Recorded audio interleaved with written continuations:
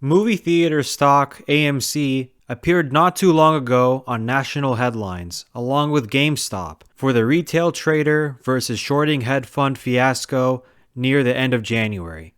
During those weeks, the highly shorted AMC stock skyrocketed up around 900% due to a short squeeze.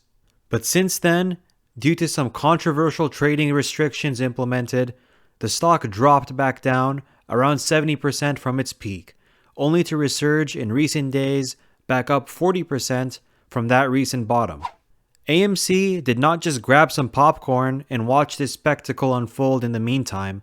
They actually saved themselves from looming bankruptcy by converting some corporate bonds to AMC stock for a private equity firm, relieving AMC of over $500 million in debt. Does this mean that we could expect the return of movie theaters? Is there any more radical price action that we could expect in the near term? And how does the long-term outlook for AMC look? We will be answering all these in today's video, so let's get started. Hello everyone, this is Mark with MC Stocks. Remember to subscribe and hit the like button for more videos like this one. And as always, remember to do your own due diligence when investing and seek a financial advisor for professional advice. So let's first talk about the short-term outlook for AMC stock. After the recent short squeeze events, the stock has plunged from its peak of about $20 down to over $8. But is the wild price action over? Not exactly, to say the least. Given the fact that we are still seeing pretty high volume on the stock, and with this much trading activity, we can probably expect swings up and down a 10% range for the next few weeks, similar to how it has been performing over the past few days. AMC and GameStop may be experiencing a round 2 of short squeezes. We saw a recent spike up in AMC stock price of 45% above the lows of the aftermath of the previous short squeeze. Chris covered some more of the details of these recent events in one of her previous videos, so definitely check that out if you're interested. But will we see another short squeeze spike with as high of a magnitude like we did at the end of January? If we look at the current short interest in AMC stock, the percentage is currently at 26% according to Fintel.io's latest data. If we check back to what it was during the January spike, it was around 24% according to this CNBC article, meaning that the short interest has actually increased since the time of the last short squeeze. Looking at this table showing short interest over time, we can see a strong resurgence of short interest on AMC over just recent days. So we may expect some interesting events to occur with the stock in the near future if the shorts continue to increase at this rate. Let's do some further analysis by looking at the stock chart. Before the short squeeze events, AMC stock was trading for only $2 at the start of January. Now, the value has grown by around 300%, with a price tag of over $8. This shows that investors are still holding on to their shares despite the quick drop back down of the stock price, leaving those remaining with a short interest in the stock still in a fairly uncomfortable position. Plus, the recent announcement that New York will allow theaters to open at 25% capacity starting March 5th brings in new hope for the return of AMC business. And seeing the strong rebound in a stock price from just this news of 25% capacity opening sheds a pretty optimistic light on AMC's near future. But we will have to wait and see if the funds shorting AMC will quickly buy themselves out of their positions, leading to another short squeeze spike, or if the short squeeze will be more drawn out over several months, like we saw with Tesla stock in 2020.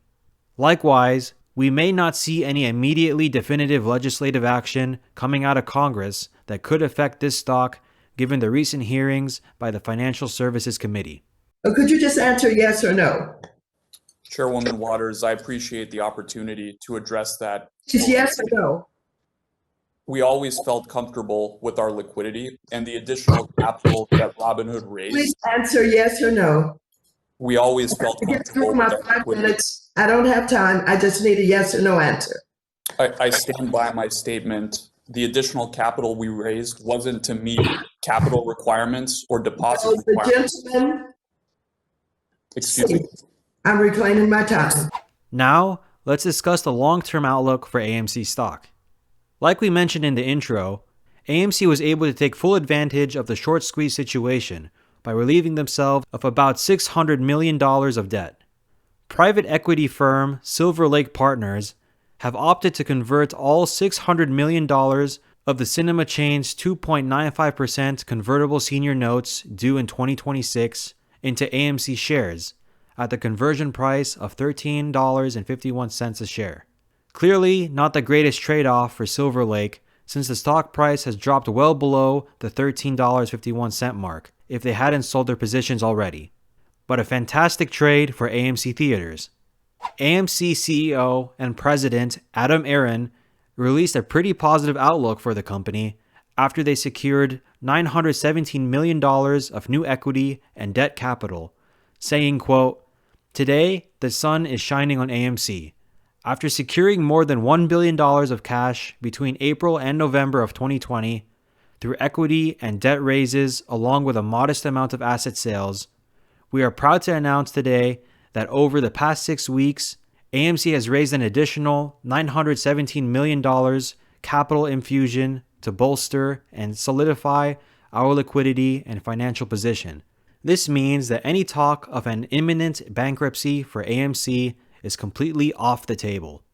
But AMC does caution investors, though, in their press release, stating, "Given the push to vaccinate the general population, an increase in cinema attendance seems likely, although AMC notes that no one knows for sure the future course of this and other strains of the virus, and therefore thoughts as to future cash needs of AMC are uncertain.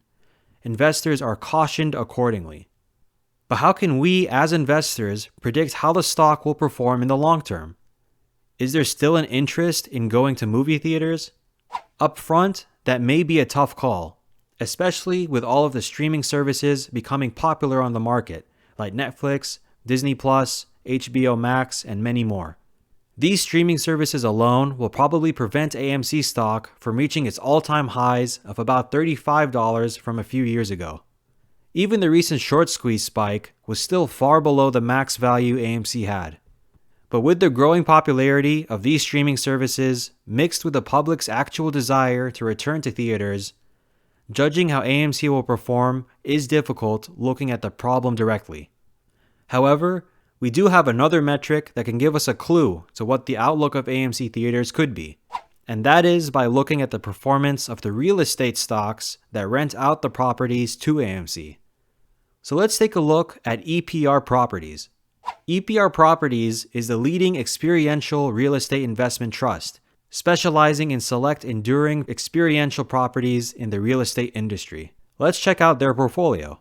They rent out property to theaters like AMC, eat and play sites like Topgolf, ski resorts, vacation lodging, and more. If we check out where EPR generates most of their revenue, we can see that 46% of it comes from theaters. So investors interested in this stock most likely also carry an interest in seeing the return of movie theaters like AMC.